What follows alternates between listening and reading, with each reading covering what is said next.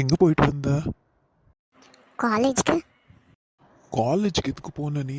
நான் உன்னை போகக்கூடாதுன்னு தான் நான் சொன்னேன். அதுவும் இந்த மாதிரி நேரத்தில் எதுக்கு ரிஸ்க் எடுக்கிற? ஐயோ, இதில் என்ன இருக்கு?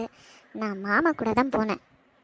நான் சொல்கிற பேச்சை கேட்கக்கூடாதுன்ற முடிவில் இருக்கு, அப்படி தானே? அப்படியெல்லாம் எதுவும் இல்லை. அப்புறம் ஏன் நான் சொல்கிற எதுவுமே கேட்க மாட்டேன்ற? இப்போதான் நான் நல்லா இருக்கேன்ல, எந்த பிரச்சனையும் இல்லை, தலை சுத்தம் இல்லை, டயர்டும் கம்மியாக இருக்கு. அதான் எதுக்கு இந்த வருஷத்தை வேஸ்ட் பண்ணணும், எக்ஸாம் மட்டும் எழுதிடுறேனே. இப்படி நீ டெய்லி ட்ராவல் பண்ணி ஏதாச்சும் ஒன்று ஆயிடுச்சுன்னா என்ன பண்ணுறது? இப்போ நான் காலேஜ் போகிறேன்னு சொன்னேன்னா எக்ஸாம்ஸ் மட்டும்தான் போய் எழுதிட்டு வரேன். அதான் என்ன அவசரம், அடுத்த வருஷம் பார்த்துக்கலாம். ஏன் இப்படி இருக்கீங்க? எதுக்கு இந்த ஒரு வருஷத்தை வேஸ்ட் பண்ணணும்? அதான் எழுதலான்னு டிசைட் பண்ணிட்டேன். எல்லாம் நீயா டிசைட் பண்ணிட்டு என் பேச்சை கேட்கக்கூடாதுன்னு இருக்க. உன்கிட்ட என்னத்தை பேசிட்டோம்? கிருத்திகா, இவன்கிட்ட சண்டை போட்ட வேலைக்காகாது. இவன் வழியிலேயே போய் இவனை ஆஃப் பண்ணு. உன் பேச்சு கேட்கக்கூடாதுன்னெல்லாம் இல்லை, நீயும் காலேஜ் டிஸ்கண்டினியூ. நானும் இப்படி படிக்காமல் இருந்தால் நம்ம பாப்பாவுக்கு அதை நினச்சி அவமானமாக இருக்கும்ல. எல்லா குழந்தைங்களுக்கும் அவங்க பேரண்ட்ஸ் படிச்சிருந்தா தானே பெருமை. வர வர இந்த சோடா புட்டி தெளிவாயிட்டு வராளே. என்னோட வீக் பாயிண்ட் எல்லாம் கரெக்டாக கண்டுபிடிக்கிறா. அதான் கரெக்டாக கோல் அடிக்கிறா. இதுக்கு நான் என்ன பதில் சொல்ல? சரிதான் கிருத்திகா, நீ சொல்கிறது 100% சரி. இந்த காலத்தில் பேரண்ட்ஸ் படிச்சிருந்தா தான் சில ஸ்கூல்ஸில் அட்மிஷன்ஸே தராங்க. அப்போ நான் எடுத்திருக்கிற இந்த முடிவு சரிதானே? நீயா ஒரு முடிவு எடுத்துட்டு அது சரின்னு ஏன் வாயாலே வர வைக்கிறியே. டேலண்டட் தான். சேச்சா, உங்க அளவுக்கெல்லாம் இல்லை. சரிதானே ராக்கி?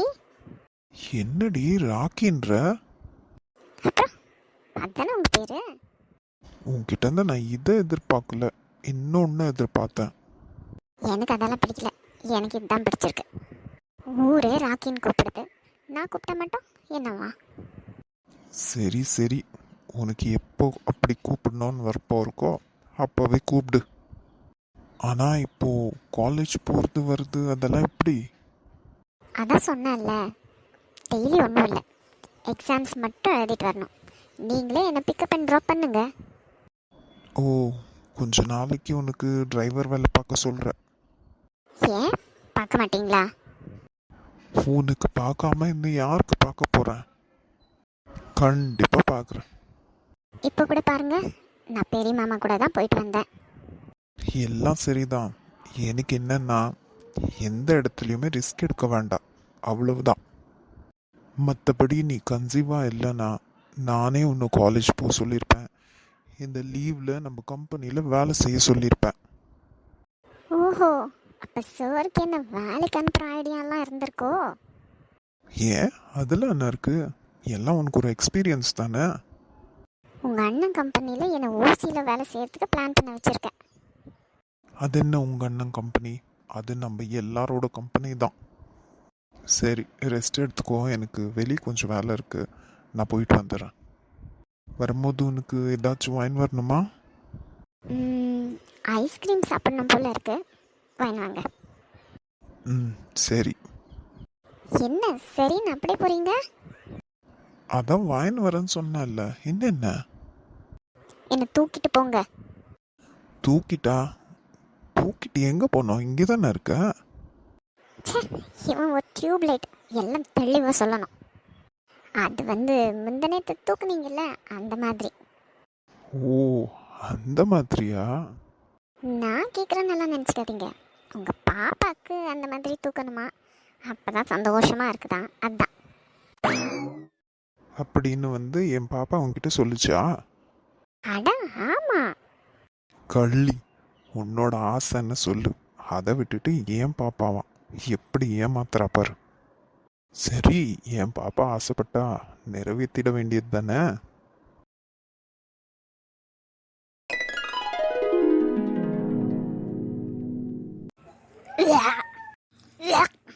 ஐயோ, என்னாச்சுன்னு தெரியலையே.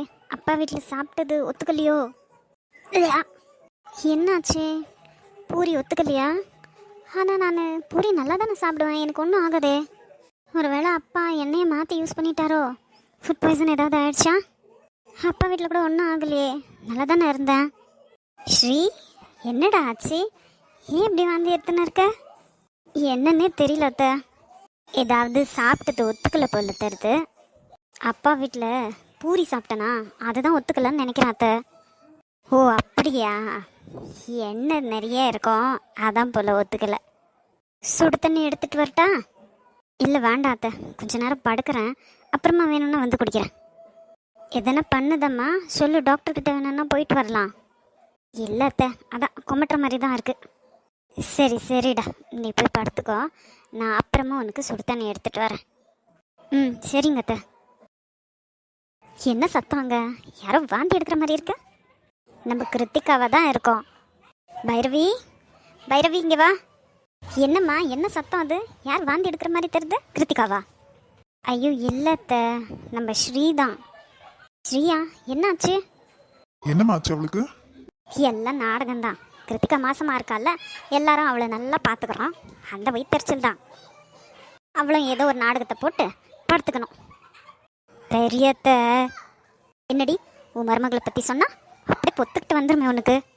அது ஒன்றும் இல்லை அத்தை, அவங்க அப்பா வீட்டில் பூரி சாப்பிட்டாலாம், அது ஒத்துக்கலையா, அதான் காண்டதையும் தின்னுட்டு வந்துட்டு இங்கே வாந்தி எடுக்கிறது. எதுக்கு வந்தாலாம்? இன்னும் 4 நாள் அங்கேயே இருக்க வேண்டியது தானே, நம்மளுக்கு சிலிண்டராவது மிச்சம் இருக்கும். பெரியம்மா, அவ சாப்பிட்றதுல தான் சிலிண்டர் மிச்சம் பண்ணுவீங்களா? என்ன பேசுறீங்க நீங்க? ஏதாவது அர்த்தமா பேசுறீங்களா? ஆமாண்டா, நான் பேசினா உங்கள் எல்லாருக்குமே கோவம் தான் வரும். போனாலே ஒரு 4 நாள் அங்கேயே இருந்துட்டு வர என்னவா? இங்கே வந்து கிருத்திகாவுக்கு உதவியாக இருக்குவான்னு பார்த்தா இவளுக்கு இப்போ 4 பேர் சேவை செய்யணும். என் மருமகளுக்கு நான் செஞ்சுக்கிறேன், நீங்கள் ஒன்றும் செய்கிற மாதிரி கவலைப்படாதீங்க அத்தை. ஒரு பைசாக்கு பிரயோஜனம் இல்லைன்னாலும் உனக்கு கோவத்துக்கு ஒன்றும் குறைச்சல் இல்லடி. பெரியம்மா, அக்கா சும்மா இருக்கா? ஏன் ஒன்றும் இல்லாததெல்லாம் பிரச்சனை பண்ணி விடுற? அவள் பண்ணுறதை மட்டும் யாரும் கேட்காதீங்க. நான் எதனா சொல்லிட்டா போதும், உடனே குடும்பமாக சேர்ந்து வந்துடுவீங்க என்ன கேள்வி கேட்குறதுக்கு. ஏம்மா, டாக்டர்கிட்ட எதனா கூப்பிட்டுன்னு போகணுமா? என்ன ஏதுன்னு பாருமா அவளை. இல்லை அத்தை, இப்போ டயர்டாக இருக்கான், படுத்துக்கிறாளாம், கொஞ்சம் நேரம் விட்டு சுடு தண்ணி கொடுக்க சொல்லியிருக்கா. ஆமாம் ஆமாம், வீட்டில் இருக்கிற வேலையெல்லாம் செய்கிறாள்ல, அதான் டயர்டு. மேடம் வெட்டி முறிச்சு இப்போ படுக்க போயிருக்கா. பெரியம்மா, நீங்க இப்படியே பேசின்னு இருந்தீங்க, ப்ளீஸ் பேசாம ஊருக்கு போயிடுங்க. ஏண்டா நான் ஏண்டா போனோம்? இது என் வீடு. அப்போ நாங்க போகணுமா? பிரகாஷ் விடு, நீ கூட கூட பேசாத. என்னவோ போங்க, இந்த பெரியம்மா பேசுறது வர வர சரியே இல்லை. பைரவி, ஸ்ரீயை பத்திரமா பார்த்துக்கோ. அந்த பிச்சைக்காரி எல்லாரையும் எப்படி மயக்கி வச்சிருக்கா? பெரியத்த போதும், எல்லாத்துக்கும் ஒரு லிமிட் இருக்கு. என்ன, நான் சும்மா இருந்தா ரொம்ப ஓவரா தான் பேசுறீங்க. அவ எனக்கு மருமக மட்டும் இல்லை, என்னோட மக கூட தான். பைரவி விடுமா. நீங்க விடலாம் அத்தை, நான் எதுக்கு விடணும்? என் மருமகளை எவ்வளோ கேவலமாக பேசுகிறாங்க, இதை பார்த்துட்டு நான் சும்மா இருக்கணுமா? சும்மா இருக்காது. என்னடி பண்ண முடியும் உன்னால்? என்ன பண்ண முடியும்? ஐயோ அக்கா, நீயும் ஏன் இப்படி பண்ணுற? சும்மா இரு. நீ சும்மா இருடி. நீ வேணான்னா இவளுங்களுக்கெல்லாம் ஆடி பண்ணிச்சு போகலாம், என்னாலலாம் அப்படி இருக்க முடியாது. பைரவி நீ போமா, நீ போய் அவளை என்ன ஏதுன்னு பாரு. அப்படியே இருக்க வேண்டாம், கிருஷிக்கு ஃபோன் பண்ணி அவளை ஹாஸ்பிட்டல் கூப்பிட்டுன்னு போக சொல்லு. ம் சரிங்க அத்தை. அக்கா, ஏன்க்கா வம்பை இழுத்து இப்படி சண்டை போட வைக்கிற? ஆமாம், எனக்கு வேண்டுதல் உன் குடும்பத்தில் சண்டையை வர வைக்கணும்னு. போவியா? அவள் வீட்டில் வேலை செய்யணும், கிருத்திகாவுக்கு வேலை செய்யணும்னு இப்படி சப்பை கட்டு கட்டி வாந்தி வருது அது வருதுன்னு சும்மா சொல்லின்னு இருக்கா. அத்தையும் நீங்களாம் நம்பின்னு இருக்கீங்க. அவள் எதுக்காக்கா கிருத்திகாவுக்கு வேலை செய்யணும்?